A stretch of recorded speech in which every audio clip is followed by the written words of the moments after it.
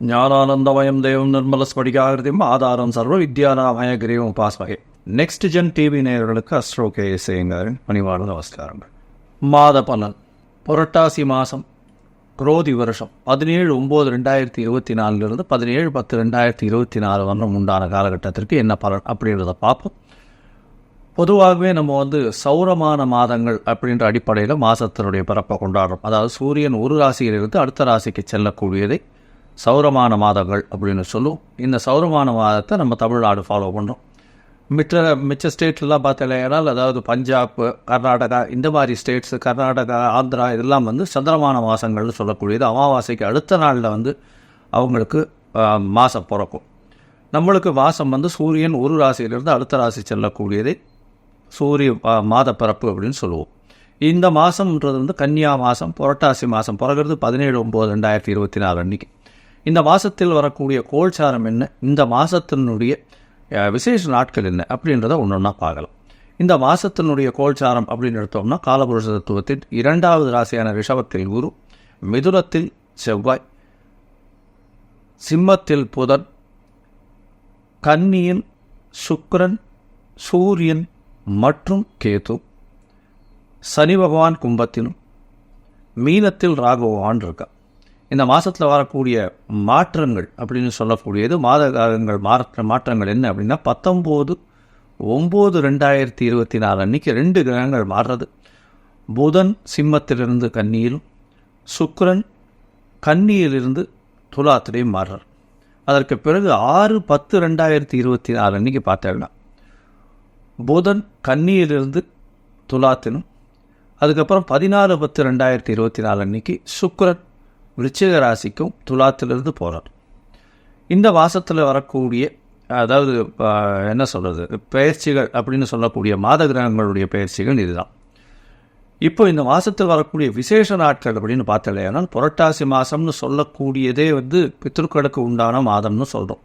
நம்முடைய மூதாதையர்களுக்குன்னு ஒரு மாதத்தை கொடுக்கப்பட்டுள்ளது. அதில் பார்த்தலையானால் இந்த 18ஆம் தேதி அன்றைக்கே பௌர்ணமி வருது. 18ஆம் தேதிக்கு மாலைய பட்சம் ஆரம்பம் அப்படின்னு சொல்கிறார். அந்த மாலைய பட்சம் அப்படின்னும் போது 15 நாள். ஒரு பட்சம் அப்படின்னு சொல்லும்போது கிருஷ்ணபக்ஷம் சுக்லபக்ஷம்னு 2 பட்சம் வரும் ஒரு மாதத்துக்கு. அது மாலைய பட்சம் வளர்பிறையை ஒன்றாகவும் தேய்விரையை ஒன்றாகவும் சொல்லக்கூடியது. பௌர்ணமியிலிருந்து அமாவாசைக்கு வரக்கூடியதை தேய்விரை கிருஷ்ணபக்ஷம்னு சொல்லக்கூடியது. இதில் மாலைய பட்சம் பௌர்ணமிக்கு அடுத்த நாளிலிருந்து பிரதமையிலிருந்து ஆரம்பிக்கும். இது 15 நாட்கள் வரும் அமாவாசையோடு சேர்த்து. அமாவாசைக்கு அன்றைக்கி மாலைய அமாவாசை வரும். 18/9/2024 அன்றைக்கி மாலைய பட்சம் ஆரம்பம். இந்த மாலைய பட்சத்தின் விசேஷம் என்ன அப்படின்றத ஒரு தனி வீடியோ போடுறேன். இந்த மாலைய பட்சத்தில் பார்த்தீங்கன்னா, பித்ருக்களுக்கு செய்ய வேண்டிய கர்மாக்களை தனியாக செய்யணும்.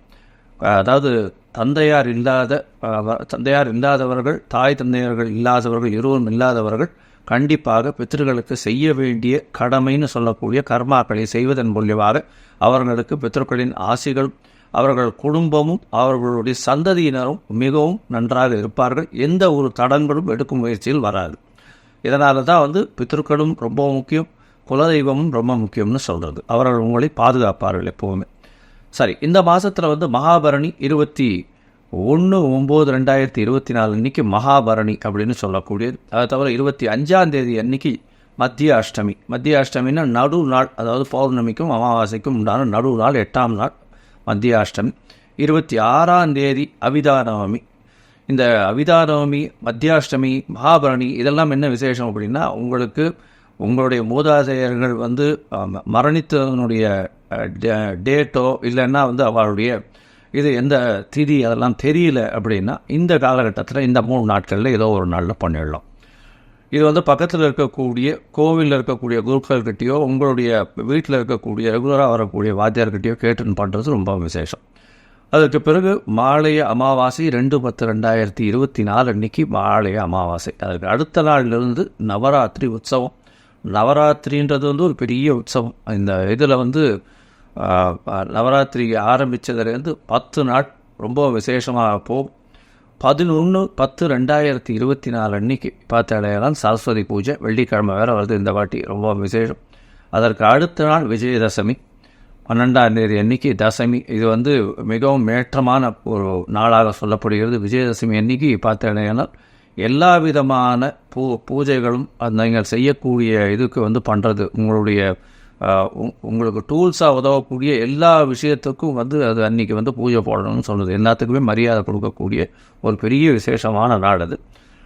சரஸ்வதி பூஜை அன்றைக்கும் சரி, அந்த அதாவது விஜயதசமி அன்றைக்கும் பெரிய விசேஷம். இதை தவிர பார்த்தீங்கன்னா வித்யா ஆரம்பம் அப்படின்னு சொல்லக்கூடியது.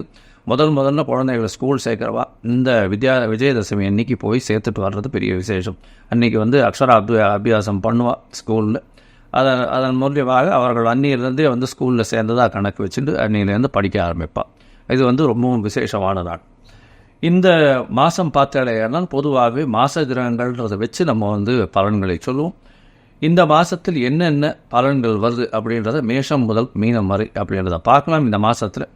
இதை தவிர என்னுடைய மொபைல் நம்பர் கீழே ஸ்க்ராலிங்கில் போயிட்டு இருக்கோம். உங்களுக்கு அஸ்ட்ராலாஜிக்கல் கன்சல்ட் தேவைப்படுமானால் நீங்கள் எனக்கு ஒரு ஃபோன் பண்ணுங்க. உங்களுடைய date, time, place of birth, உங்களுடைய நேம் அண்டு பேரண்ட்ஸ் நேம் எனக்கு அனுப்புங்க. உங்களுடைய ஜாதகத்தை போட்டு முதல்ல அதில் சந்தி இருக்கான்னு பார்க்கணும். அதாவது நட்சத்திர சந்தி, பாத சந்தி, அதை தவிர வந்து லக்ன சந்தி, லக்ன பாத சந்தி இதெல்லாம் இருக்கான்றதை பார்த்துட்டு அதற்கு பிறகு உங்களுடைய ஜாதகத்தை குறித்து உங்களுக்குன்னு ஒரு அப்பாயின்மெண்ட்டு கொடுக்குறேன். என்னுடைய கட்டணம் என்னன்னு சொல்கிறேன், நீங்கள் அதை போடுங்க. இந்த சந்தியில் என்ன பெரிய விசேஷம்னா, எனக்கு தெரிஞ்ச நிறைய பேர் வந்து துலா ராசின்னு நினச்சிட்டு இருப்பா, ஆனால் விருச்சிக ராசியில் பிறந்திருப்பா. அதாவது விசாக நட்சத்திரமாக இருக்கும். துலா ராசின்னு நினச்சிட்டு 3ஆம் பாதத்தில் இருக்கேன்னு நினச்சிட்டு இருப்பா, ஆனால் 4ஆம் பாதம் விருச்சிக ராசியில் இருக்கும். அதனால் பாத சந்தி வரும்போது ராசியும் மாறக்கூடிய வாய்ப்புகள் உண்டு. அதனால் குணாதிசயங்களும் மாறும். அதை தவிர நீங்கள் நினச்சது எல்லாமே நீங்கள் பார்க்கக்கூடிய அதே மாதிரி லக்னமும் வந்து அந்த மாதிரி சந்தியில் இருந்ததுன்னா மாறக்கூடிய வாய்ப்புகள் ரொம்பவும் அதிகம். இதன் மூலியமாக உங்களுக்கு சொல்லக்கூடிய பலனும் சரி, உங்களுக்கு கிடைக்கக்கூடிய பலாபலன்களும் வந்து மாறுபடும். அதனால் என்ன ஆகும்னா, நீங்கள் நினச்சிட்டு இருக்கிறது வந்து துலா ராசின்னு நினச்சிட்டு இருப்பீங்க, ஆனால் விருச்சிக ராசியில் இருப்பீங்க. பலாபலன்கள் மொத்தமே மாறும். உங்களுடைய கேரக்டரிஸ்டிக்ஸு, உங்களுக்கு வரக்கூடிய அதிர்ஷ்டங்கள், நீங்கள் அதிர்ஷ்டம் இல்லாத நாட்களில் போய் அதிர்ஷ்டம் நினச்சின்னு பண்ண போய் அதுவும் ஃபெயிலியர் ஆகும். ஸோ அதனால் ரொம்ப ஜாகிரதையாக இதை மட்டும் இப்போ குறிச்சிட்டு பண்ணுறது ரொம்பவும் விசேஷம். சரி, இப்போ மேஷம் முதல் மீனம் வரை இந்த புரட்டாசி மாதம் எப்படி இருக்குது அப்படின்றத பார்ப்போம். இப்போது ஒரு ராசியாக மேஷம் முதல் மீனம் வரை மிதுனம், மிருகசீரிஷம், திருவாதிரை, புனர்பூசம் இந்த 3 நட்சத்திரம் 9 பாதங்களை கொண்ட ராசி. ராசியின் அதிபதி புத பகவான் ராசிக்கு 4ஆம் இடத்துல இந்த மாதம் வரார். 17ஆம் தேதி மாதம் பிறகுறது. 19ஆம் தேதி அன்னைக்கு உங்களுடைய ராசிநாதன் 4ஆம் இடத்துல ஆட்சி பெற்று மூலத்திரிகோணம் பெற்று இருக்கிறது பெரிய விசேஷம். படிக்கக்கூடிய மாணவர்களுக்கெல்லாம் இவ்வளோ நாளாக மைண்டில் டிஸ்ட்ராக்ஷன்ஸ் இருந்துகிட்டே இருந்திருக்கும். இப்போ பார்த்தோம்னா 4ஆம் இடம் வலுப்பெற்று போகிறதுனால பெரிய ஏற்றம், படிக்கக்கூடிய மாணவர்களுக்கு பெரிய ஏற்றம் கிடைக்கக்கூடிய காலகட்டம். அதை தவிர தாயின் உடல்நிலையில் நல்ல ஒரு ஏற்றம் இருக்கக்கூடிய காலகட்டம். குழந்தை பிராப்தி ஏற்படக்கூடிய பாக்கியம் நிச்சயமாக உண்டு. ஏன்னா 5ஆம் அதிபதி 5ஆம் இடத்தில் ஆட்சி பெற்று போயிருக்கிறது பெரிய விசேஷம். இவ்வளவு நாளாக குழந்தை பாக்கியம் இல்லாதவர்களுக்கு நல்ல ஒரு ஏற்றம் கிடைக்கக்கூடிய காலகட்டமாக அமைய போகிறது. இந்த மாதத்தில் பார்த்தாலேயானா, அதாவது மாத கிரகம்னு சொல்லக்கூடிய சூரியன், செவ்வாய், புதன் மற்றும் சுக்கிரன் இந்த 4 கிரகங்களுடைய அதாவது கிரகங்களுடைய மூமெண்ட்ஸை வச்சு, அதாவது மாற்றங்களை வச்சு தான் இந்த மாதத்தினுடைய பலன்களை சொல்லுவோம். இந்த மாதத்தில் பார்த்தாலேனா உங்களுடைய ராசிக்கு 3ஆம் அதிபதி 4ஆம் இடத்துல இருக்கிறதும், 4ஆம் அதிபதி ஆட்சி பெற்று போய் இருக்கிறதும், மூலத்திரிகோணத்தில் இருக்கிறதும் பெரிய விசேஷம். எல்லா விதமான முயற்சிகளும் வெற்றியாக முடியக்கூடிய காலகட்டம்.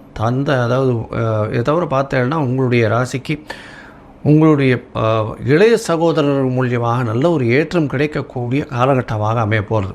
3ஆம் இடத்தினுடைய அதிபதியும் 4ஆம் இடத்துல நட்பு வீட்டில் இருக்கிறது பெரிய விசேஷம். உங்களுடைய ராசிக்கு புதிய பதவி, புகழ், அந்தஸ்து, கௌரவம்லாம் வரக்கூடிய காலகட்டமாக அமைய போகிறது. ஏன்னா 5ஆம் இடம் வந்து சுக்கிரன் ஆட்சி பெற்று போயிருக்கக்கூடிய காலகட்டம் இந்த ராசிக்கு ஒரு பெரிய ஏற்றத்தை கொடுக்கக்கூடியது. குழந்தை பிராப்தி ஏற்படும். குழந்தைகள் மூலியமாக பெருமையை பெறக்கூடிய வாய்ப்புகள் நிச்சயமாக இந்த மிதுன ராசிக்காரர்களுக்கு உண்டு. புதிய வேலை கிடைக்கக்கூடிய பாக்கியம் உண்டு. ஏன்னா 6ஆம் இடத்தை குரு பகவான் பார்க்கறதுனால புதிய வேலை கிடைக்கும். அதை தவிர வந்து மறைந்த இடத்திலிருந்து பொருள் செல்வம் வரும். வெளிநாட்டில் இருக்கிறவங்களுக்கு பார்த்தாலேயானால் இந்த பர்மனெண்ட் ரெசிடென்ஷிப், அதாவது பிஆர் இல்லைன்னா இங்கே இருக்கிறவங்க விசா கிடைக்கணும்னு பார்த்துட்டு இருக்கிறவங்களுக்கு விசா கிடைக்கக்கூடிய காலகட்டமாக அமைய போகிறது. இந்த மாதத்தில் உங்களுடைய ராசிக்கு பார்த்தாலேயானால் தாயின் உடல்நிலையில் நல்ல ஏற்றம் இருக்கும். தந்தையின் உடல்நிலையில் பார்த்தோம்னா சற்று பின்னடைவு இருக்கும். ஏன்னா 7ஆம் இடத்துல வந்து, அதாவது உங்களுடைய ராசிக்கு 9ஆம் இடத்துல வந்து வக்கரம் பெற்ற சனி பகவான் இருக்கிறதுனால, சனி பகவான் இருக்கிறதுனால தந்தையின் உடல்நிலையில் சற்று பின்னடைவு இருக்கும். இருந்தால் இந்த மாதத்தில் பெரிய ஒரு பிரச்சனையை ஏற்படுத்தாது, கவலைப்பட தேவையில்லை. தொழிலில் நல்ல ஒரு ஏற்றம் கிடைக்கக்கூடிய காலகட்டமாக அமைய போகிறது. உங்களுடைய உடல்நிலையில் சற்று கவனம் தேவை. ஏன்னா உங்களுடைய ராசிக்கு 11ஆம் அதிபதி, அதை தவிர 6ஆம் அதிபதி. 6ஆம் அதிபதினு சொல்லக்கூடியவர் ருணரோக சத்துஸ்தான அதிபதினு சொல்லக்கூடியவர். அவர் உங்களுடைய ராசியிலேயே உட்கார்றதுனால உடல்நிலையில் சற்று பிரச்சனைகள் இருக்கும். அதுவும் பார்த்தீங்கன்னா இந்த சூடு சம்பந்தமாக பித்தம் சம்பந்தமாக இருக்கக்கூடிய பிரச்சனைகள் நிச்சயமாக வரும். இந்த புதன் ராசிக்காரர்களான மிதுன ராசிக்காரர்கள், அதுவும் இந்த ஐடி ப்ரொஃபஷனில் இருக்கிறவா, அதாவது இந்த ஐடியில் பார்த்தாலேனால் இந்த ஹார்ட்வேர் சாஃப்ட்வேர் இந்த மாதிரியான பொசிஷன்ஸ் இருக்கிறவா, அதை தவிர டெக்னிக்கல் நாலேஜில் இருக்கிறவங்க, கம்யூனிகேஷன் சைட்டில் இருக்கிறவங்க, கம்யூனிகேஷன்னா இந்த ஏர்டெல் ஜியோ இந்த மாதிரியான இதில் இருக்கா இல்லையா, கம்யூனிகேஷன் இதில் இருக்கா இல்லையா, அவளுக்கெல்லாம் பெரிய ஏற்றம் கிடைக்கக்கூடிய காலகட்டமாக அமைய போகிறது. இந்த மாதத்தில் பார்த்தாலேயானால் இந்த பாட்டு பாடுறவங்க, அதுவும் இன்ஸ்ட்ருமெண்டல் மியூசிக் வாசிக்கிறவாளுக்கு பெரிய ஏற்றம் கிடைக்கும். ஆர்ட் டைரக்டர்ஸ் அவளுக்கு பெரிய ஏற்றம் கிடைக்கக்கூடிய காலகட்டமாக அமைய போகிறது. புத்தக பிரியர்கள், புத்தகத்தில் பிரியர்களாக இருக்கிறவங்களுக்கு, இந்த புஸ்தக லைப்ரரி நடத்துகிறவங்க, புஸ்தகம் வியாபாரம் பண்ணுறவங்க, நோட் புக் விற்கிறவங்க, அதை தவிர ஆடிட்டிங் ஃபார்ம்ஸில் ஒர்க் பண்ணுறவங்க, ஸ்டாட்டிஸ்டிக்ஸ் டிபார்ட்மெண்ட்டில் ஒர்க் பண்ணுறவங்க, இவங்களுக்கெல்லாம் பார்த்திங்கன்னா திடீர் பண வரவு, பொருள் வரவு வரக்கூடிய வாய்ப்புகள் உண்டு. கணவன் மனைவிக்குள்ளே நல்ல ஒரு அந்யோன்யம் இருக்கக்கூடிய காலகட்டம். ஏன்னா சப்தமாதிபதியே 12ஆம் இடத்துல மறைஞ்சு இருந்தாலும் குரு பகவான்றதுனால ஒரு நல்ல தனித்துவம் உண்டு. சுப செலவுகள் வீட்டில் நடைபெறக்கூடிய வாய்ப்புகள் உண்டு. வெளிநாடு வெளியூர் பிரயாணம் போகக்கூடிய பாக்கியம் நிச்சயமாக இருக்கும். வேலை நிமித்தமாக வெளிநாடு போகக்கூடிய பாக்கியம் நிச்சயமாக இருக்கும். இம்போர்ட் எக்ஸ்போர்ட் பண்ணுறவங்க, அதுவும் கடல் வாணிபம் பண்ணுறவர்களுக்கு பெரிய ஏற்றம் கிடைக்கக்கூடிய காலகட்டம். வெளிநாடு வெளியூர் வெளிமாநில சம்பந்தமாக, அதை தவிர வெளி மதத்தினர் வெளி இனத்தவர் சம்பந்தமாக உங்களுக்கு ஒரு பெரிய ஏற்றம் கிடைக்கக்கூடிய காலகட்டமாக அமைய போகிறது. இந்த மாதத்தில் பார்த்தாலேயானால் உங்களுடைய நண்பர்கள் மூலியமாக நல்ல ஒரு ஏற்றம் கிடைக்கும். நல்ல ஒரு விசேஷமான ஒரு செய்தி வரக்கூடிய வாய்ப்புகள் உண்டு. எதிர்பாலினத்தவர் மூலியமாக நல்ல ஒரு ஏற்றம் கிடைக்கும். பார்ட்னர்ஷிப் பிஸ்னஸில் பெரிய ஏற்றம் இருக்கக்கூடிய காலகட்டமாக அமையிறது. இந்த மாதத்தில் எல்லாமே நல்லபடியாக இருக்குது. உங்களுக்கு முயற்சிகள் எல்லாமே வெற்றி பெறக்கூடிய காலகட்டமாகவும் அமையிறது. இருந்தாலும் சில நாட்கள் உங்களுடைய முயற்சிகளை தள்ளி போடுறது நல்லது அப்படின்றத சொல்கிறோம். அந்த சில நாட்கள் அப்படின்னு சொல்லக்கூடியது சந்திராஷ்டம நாட்கள். இந்த சந்திராஷ்டம நாட்கள் பார்த்தேடையானால் மிதுன ராசிக்காரர்களுக்கு 11/10/2024 13/10/2024 வரலும் உண்டான நாட்கள் சந்திராஷ்டம நாட்கள்னு சொல்கிறோம். பொதுவாக சந்திராஷ்டமத்தப்போ சந்திர பகவான் உங்களுடைய ராசிக்கு 8ஆம் இடத்துல மறையக்கூடிய காலகட்டத்தை சொல்கிறோம். இந்த காலகட்டத்தில் புதிய முயற்சி வேண்டாம், வெளியூர் வெளிமாநில பிரயாணம் வேண்டாம்னு சொல்கிறோம். ஒருவேளை நீங்கள் பண்ண வேண்டி இருந்ததே ஆனால் சந்திர பகவானுக்கு உண்டான எளிய பரிகாரம் பண்ணிட்டு போகிறதன் மூலியமாக சந்திராஷ்டமத்தின் தாக்கம் நிச்சயமாக குறையும். இந்த மாதம் உங்களுக்கு எல்லாமே நல்ல ஒரு ஏற்றத்தில் இருக்குது. இந்த மாதம் பித்திருக்களுக்குன்னு செய்ய வேண்டிய கர்மாக்களை செய்கிறது ரொம்பவும் நல்லது. அதுவும் தந்தை இல்லாதவர்கள், தாய் தந்தையர் இருவருமே இல்லாதவர்கள் பித்திருக்களுக்கு செய்ய வேண்டிய கடமைகளை செய்வதன் மூலியமாக உங்களுக்கு வரக்கூடிய எந்த ஒரு எதிர்ப்பாக இருந்தாலும், பிரச்சனைகளாக இருந்தாலும், அது பனியை, அதாவது சூரியனை கண்ட பனி போல் நிச்சயமாக அகன்று போகும். முடிஞ்ச வரலும் நீங்கள் இந்த நெமிலி பக்கத்தில், நென்மேலின்னு செங்கல்பட்டு டிஸ்ட்ரிக்ட்கிட்ட இருக்குது நெமிலி. அது நென்மேலின்னு சொல்லக்கூடியது ஊர். அங்கே இந்த ஸ்ரார்த்த நாராயணர் அப்படின்ற பெருமாள் கோவில் இருக்குது. அந்த பெருமாள் கோவிலுக்கு போயிட்டு வர்றதன் மூலியமாக அங்கே ஒரு நாள் போயிட்டு அங்கே ஸ்ரார்த்தத்துக்கு இது கொடுத்துட்டு வந்தேடையானால் உங்களுக்கு வரக்கூடிய எந்த ஒரு பிரச்சனைகளும் கண்டிப்பாக அகலும். லோகா சமஸ்தா சுகினோ பவந்து. நன்றி, நமஸ்கார்.